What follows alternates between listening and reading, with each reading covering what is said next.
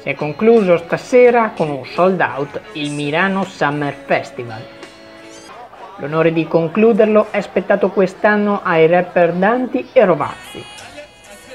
Cancelli aperti già dalle 11 di questa mattina per accaparrarsi la prima fila. La partecipazione in serata ha causato più di qualche problema con gli organizzatori che si sono visti costretti a chiudere i cancelli per la troppa affluenza.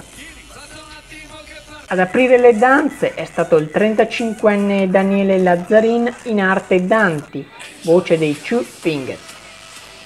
Molti successi da lui ripercorsi da Hey DJ a Che ne sanno i 2000 fino ad arrivare a brani più recenti come Kill Bill e Tu sei. Però vi assicuro che anche solo il ritornello basta per divertirsi e saltare un po'.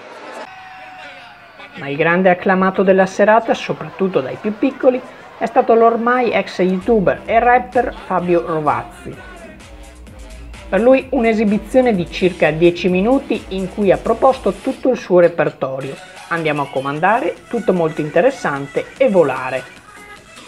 Delusi in molti, soprattutto per il metodo alquanto mordi e fuggi adottato dal rapper che non si ferma di intrattenere la folla e che se ne va con l'amaro in bocca.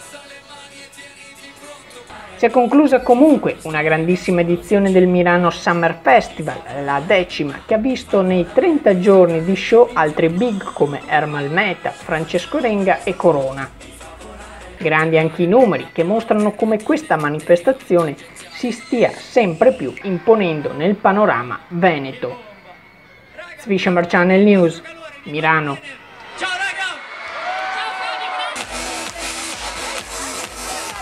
Uno, due, tre, 1, 2, 3, 1, 2, 3, 1, 2, 3, 1, 2, 3.